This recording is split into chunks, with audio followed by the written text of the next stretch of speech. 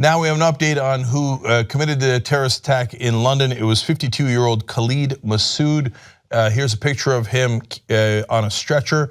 Of course, since we're decent human beings, they tried to save his life nonetheless, even though he killed 4 people. But he wound up dying. He was shot as he was trying to attack other police officers. More importantly, let me show you his victims. Yes, one of them was American. Kurt Cochran, 54, of Bountiful, Utah. Every one of these stories breaks your heart. They were there for their 25th anniversary. He was there with his wife, Melissa. She's also in the hospital. She was hurt badly. He's passed away. And they were going to leave on Thursday. This happened on Wednesday. And look, it's hard not to, I don't empathize more with them because they're Americans. I believe in humanity, and I feel sick about all the British people who were killed, and Spanish and French who were hurt, etc. All the people that were hurt in this. But as you look at it, you think, well, I've been exactly where they were with my wife, and Kurt is there on the right. Okay, now the other people that were killed there, teacher Aysha Frade, she's 43 years old. She was a Spanish teacher in London. She was going home to her 2 kids when she was murdered. And then police constable Keith Palmer, he's 48. He's also got kids. He's also married, or was, and now he's deceased. Now let me tell you more about what happened here. 5 people were killed in what Theresa May is calling the sick and depraved terror attack, including a police officer who was stabbed and his assailant, while dozens more were injured. 29 people were still receiving treatment at hospitals across the city, with 5 in critical condition. Victims hailed from countries including Romania, South Korea, Poland, Germany, Ireland, and the US, May said. She's of course the Prime Minister of the UK. Among the injured were 3 police officers who had been on their way back from a commendation ceremony, and several French students. They were young, very young students who were run over by his car. First he did the car attack, and then he did the knife attack when he got out of the car. So now there's a hunt on for people who might have helped him, so let's tell you about that. Armed police launched a late-night raid on a second-floor flat above a row of shops on Hagley Road in Birmingham. Witnesses have said 3 people were taken away by police. In fact, more details, authorities arrested 3 women and 5 men overnight in raids across the country, searching for details on the assault. But they say that he, in fact, did act alone. Now, these stories changed a little bit. We're still very early on in this story. We'll see if he did have co-conspirators. The 8 that were taken in are not necessarily co-conspirators. They might be just talking to them about information. So let me tell you more about Masood. Police said Khalid Masood, 52, had previously been convicted on a variety of charges, but none were related to terrorism. Masood, a British citizen from Kent, had not been under investigation in recent years.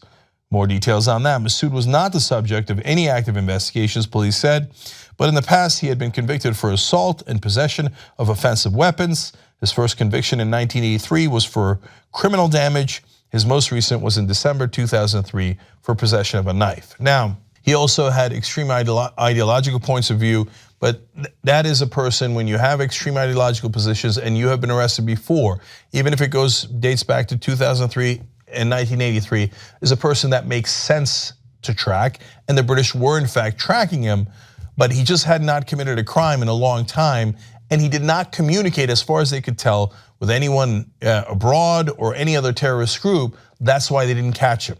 And so these lone wolf attacks are the ones that are the hardest to stop.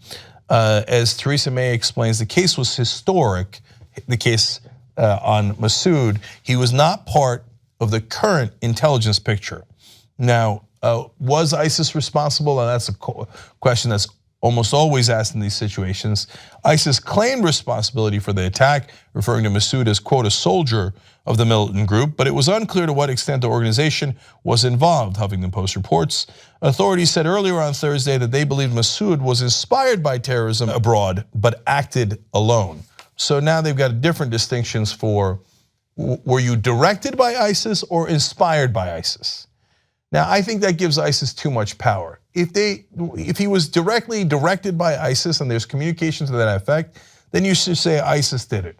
But if he was quote unquote inspired by ISIS, you're giving ISIS too much power to say anyone who does something like this is because of them, and they feel great about that. They get publicity out of that, and they get possibly more fighters and more lone wolf attacks based on that. This now copies a common theme we've unfortunately seen all over Europe now with, look, in France and Germany, truck attacks killed nearly 100 people in 2016. And there was an attack near the Canadian Parliament that was very similar to this a couple of years ago as well.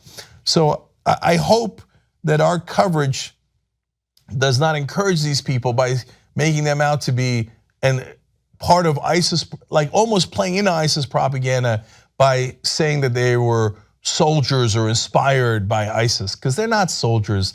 It's nothing that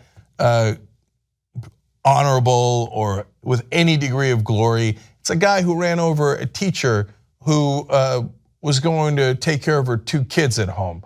You know, all the people who were injured, innocent people, they didn't do any of the actions that, I don't know what he was mad about. I can guess a couple of things, but even if you're justifiably angry about the foreign policy of any of these countries, well, those folks didn't do it. That lady who came over from Spain and taught Spanish in London, that guy from Utah, they didn't do it. And so to run them over and to kill them and to murder them is of course not the right answer. This is of course a terrorist attack.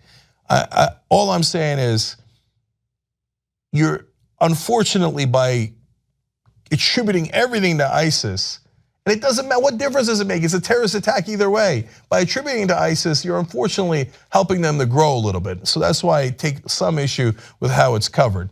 But let's get to the more important points, which is how people have reacted. So let me show you a picture from London. And I love this. Everybody came out and said, not only was it a remembrance, but basically a message that we are not afraid, we are not bowed, and we like our open democratic society, and we are going to keep it, and you're not going to change a damn thing about it. And then there's of course another one here, and you could find this all over social media. That's a guy in a Union Jack jacket that is next to the sweatshirt, I should say, holding a flag and lighting a candle at the vigil in Trafalgar Square. And then Sadiq Khan, who is the London mayor, said, "Londoners will never be cowed by terrorism. Those evil and twisted individuals who try to destroy our shared way of life will never succeed, and we condemn them." But my favorite quote is actually from Jane McCallion. She's a B2B editor, and she said, "If the Nazis dropping bombs every night didn't stop the city, one man certainly won't." So if you're this guy or any terrorist and you thought you were going to intimidate London, you picked the wrong city. Let's put some watchers on the wall, investigative journalists to run down the Trump administration and the establishment. You can make that happen. TYTnetwork.com/go.